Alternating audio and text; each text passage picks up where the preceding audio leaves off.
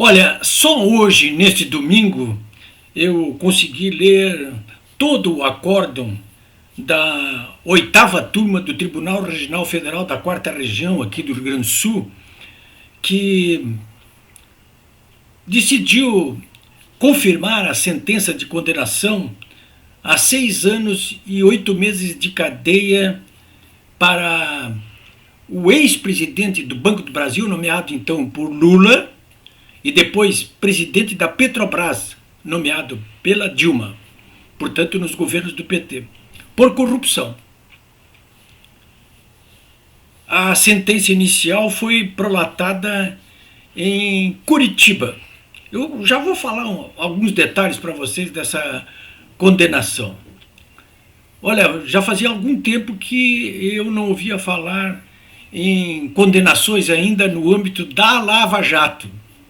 Vocês sabem que o Supremo Tribunal Federal, ele, ao anular as sentenças condenatórias proferidas em primeira, segunda e terceira instância contra o ex-presidiário Lula da Silva, quando ele fez isso, ele praticamente determinou o fim da Lava Jato, né? E o fim da Lava Jato oficialmente ocorreu por decisão do Procurador-Geral da República, Rodrigo Aras, né?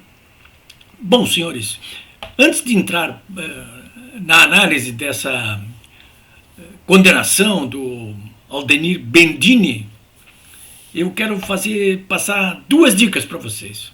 Uma é livro, o outro é uma série, né? Quais são os livros? Primeiro, esse livro aqui, já indiquei para vocês aqui, ó, Lava Jato, Vladimir Neto, para compreender o Lava Jato, né? Porque essa condenação mesmo ocorreu através de investigações feitas pela Lava Jato. Se não fosse a Lava Jato, essa gente toda provavelmente continuaria até apoletada no governo PT, né? Então aqui o Vladimir Neto trata disso aqui, ó. Curiosamente, o Vladimir Neto, esse jornalista, ele é filho da Miriam Leitão, do Globo. É incrível, né? Mas é o filho dela, o Vladimir Neto, Lava Jato, falando sobre a Lava Jato, né? Essa é uma dica. Eu tenho vários outros livros sobre a Lava Jato, mas eu confesso para vocês que acho que esse aqui é o melhor de todos. E é fácil de ler, inclusive, tem uma linguagem boa. Esse rapaz aí, o Vladimir Neto, é um bom jornalista, bom jornalista. E o outro é sobre a Petrobras, que é um assunto que eu vou falar com vocês aqui, dessa condenação do Bendini aí. Esse aí, olha, Roberta Paduan, Petrobras, uma história de orgulho e vergonha. Ela conta aqui não apenas um pouco da história da Petrobras, né, que foi criada pelo Getúlio Vargas, quando foi presidente da República, depois de eleito em 1950, né, mas conta a história toda da Lava Jato, aí como é que essa organização criminosa criada e liderada pelo Lula, né, o PT, e seus aliados, depois seus cúmplices, né? Como é que eles saquearam a Petrobras aqui, né? Sabe quanto é que olha, segundo a Polícia Federal, não é nem ali na Lava Jato, não. A Polícia Federal constatou que essa gente aí dessa organização criminosa petista liderada pelo Lula, ela causou prejuízos à Petrobras, roubou, né?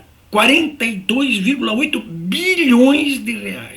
42,8 bilhões de reais.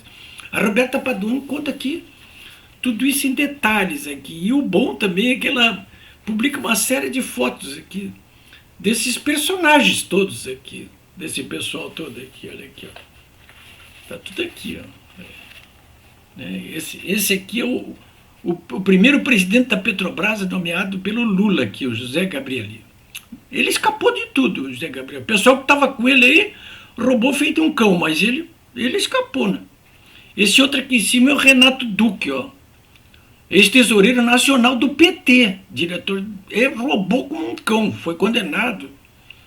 Cumpriu pena de prisão longa, né? Esse sujeito aí. Aí não vale nada, né? Olha aqui o Cerveró, aqui, olha só o Nestor Cerveró. Aqui tem aquele olho torto, né? Nestor Cerveró. Nestor Cerveró foi um número, né? E aqui quero mostrar para vocês a fotografia eu estou achando aqui, do Roberto Costa, tá aqui, que foi o primeiro primeiro diretor da Petrobras aqui, que foi encarcerado e que abriu... Ah, tá aqui, ele, ó. Tá aqui, ó. Esse aqui, ó. Esse aqui, ó, Paulo Roberto Costa. Naquela série, O Mecanismo, que é a segunda dica que eu ia dar para você, da Netflix, ele preso aqui em Curitiba, por ordem do Moro, aqui, preso, esse diretor da Petrobras, ele que começou as primeiras delações, né? Tem um momento em que ele está atrás das grades, aí está no filme ali, que é emblemático, e ele começa, porque foi libertado pelo Supremo, e ele começa a gritar para os companheiros dele nas celas, né? É o Supremo, é o Supremo. Olha, naquela época, isso aqui, Nestor Severo. Então, essa aqui é a dica. Petrobras, uma história de vergonha de orgulho e vergonha, né? Então, essa primeira dica é essa aí de literatura. A segunda é essa série, O Mecanismo, né? Acho que vale a pena ver, sabe? Quem não se lembra direito do que aconteceu na Lava Jato, como é que começou, como é que a coisa ocorreu depois, o que aconteceu, não vai, claro, a série não vai até os dias em que o Supremo e a Procuradoria-Geral da República acabaram com a Operação Lava Jato, né? A saída do Moro, essas coisas, para o Ministério, isso aí, nada disso tem aí, né? Bom, mas em relação a essa notícia, então, que foi liberada pelo Tribunal Regional Federal da 4ª Região, aqui de Porto Alegre, nesse final de semana, a decisão o acordo foi firmado na quinta-feira, mas a notícia mesmo foi nesse final de semana, né? Então esse Aldemir Bendini, eu repito que foi presidente do Banco do Brasil, nomeado pelo Lula em 2009, e depois guindado do Banco do Brasil para a Petrobras em 2015 pela Dilma, né? Aliás, a Dilma, quando botou ele na Petrobras, botou lá para acabar com a corrupção, vocês imaginem, o Bendini agora condenado por corrupção. Mas o mais curioso é que esse processo, que resultou na condenação dele agora, na confirmação, né? Porque ele foi condenado em primeira instância em Curitiba, e ali tem outra curiosidade. Ele teve confirmada a sentença de 6 anos e 8 meses aqui pelo TRF4, aqui de Porto Alegre. Mas o mais curioso nessa ação é o seguinte: essa ação ela trata de uma ação de corrupção do Bendini, que ele praticou durante o período em que ele esteve no Banco do Brasil. A corrupção, objeto dessa condenação, aconteceu por força de maracutaias que ele fez no Banco do Brasil com o Odebrecht. Ali ele negociou um pagamento de propina de 3 milhões de reais, né? Com Marcelo Odebrecht e outros diretores da Odebrecht. Só que o Marcelo Odebrecht e os diretores da Braskem, da Odebrecht, tudo é esperto, né? São tudo bandido. Sabiam que ele ia ser nomeado presidente da Petrobras e disseram para ele o seguinte: olha aqui, ó, nós vamos te pagar esses 3 milhões quando você assumir a presidência da Petrobras. Claro, de olho no quê? Em negociatas que eles teriam ali com o Bendini na Petrobras, né? Então ele recebeu esse dinheiro, claro, depois que entrou na Petrobras, né? Agora ele foi condenado em primeira instância pelo juiz que substituiu o Moro na 13ª Vara Federal de Curitiba, que é o Antônio Bonet. Ele já tinha sido condenado pelo Moro, não a 6 anos e 8 meses, mas a 11 anos de cadeia, nesse processo aí. Acontece que você deve estar lembrado que o Supremo Tribunal Federal, ele praticamente anulou várias das sentenças proferidas pelo Sérgio Moro, sob a alegação de que não era o foro ajustado o de Curitiba, né? E o processo voltou para Curitiba lá, agora não mais com o Moro, mas com esse seu substituto, o juiz federal Antônio Bonet, que condenou ele, em primeira instância, ali a 6 anos e 8 meses, em função dessa propina que ele recebeu de 3 milhões de reais aí da Odebrecht. Eles recorreram, os advogados do Bendini, tinham que recorrer para a segunda instância, que, no caso da Justiça Federal, fica em Porto Alegre, que é o Tribunal Regional Federal da 4ª Região, que não teve dúvida, né? Consagrou aí, homologou a sentença do juiz federal Antônio Bonet, né? Aldemir Bendini, ele é um figuraça. Aí vocês, não sei se lembram, mas eu vou aqui falar rapidamente para vocês aqui. Ele esteve envolvido, inclusive quando foi presidente do Banco do Brasil, com uma socialite paulista lá, a Val Marchiori, é uma representante daquelas socialites platinadas. E ela pediu um empréstimo para a empresa que ela tinha no Banco do Brasil. E o que ela fez com o dinheiro do empréstimo, que era para ser aplicado na sua empresa? Ela comprou um Porsche para ela. Né? Foi um escândalo nacional.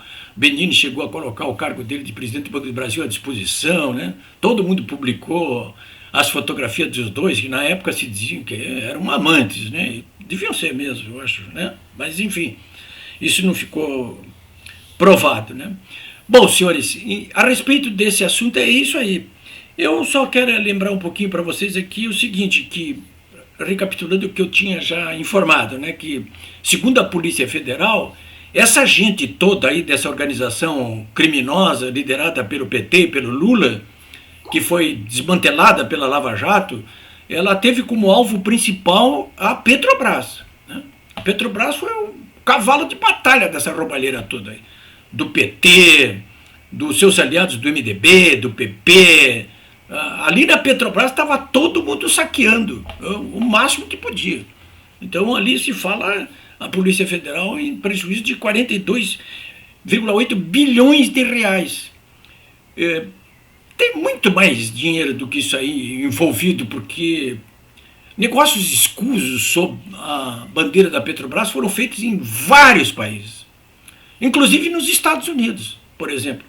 Agora mesmo, só para lembrar para vocês, no início deste mês agora, de outubro, em função de acordos que a Petrobras fechou com a SEC, Security Exchange Commission, né, que vem a ser uma espécie de Comissão de Valores Mobiliários dos Estados Unidos, a Bolsa, né, que tá, da Bolsa dos Estados Unidos, na Bolsa dos Estados Unidos, ali a Petrobras fechou um acordo para acabar com todas as ações que tinham contra ela lá nos Estados Unidos e vai pagar, está pagando nesse momento aí quase $1 bilhão, né? Do de barato assim, 5 bilhões de reais. Né? Agora, passado todos esses anos aí, né?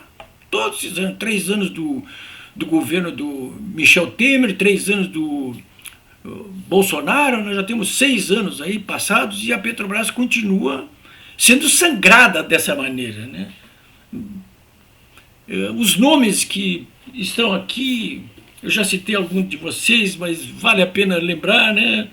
O primeiro presidente da Petrobras, o José Gabrielli, nomeado pelo Lula, depois a Graça Foster, depois o Aldemir Bendini, né?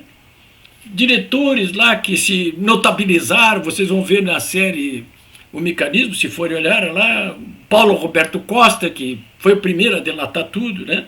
Depois o Nestor Cerveró, o Pedro Barusco, o Jorge Zelada, o Renato Duque. Né? Olha, não é pouca coisa.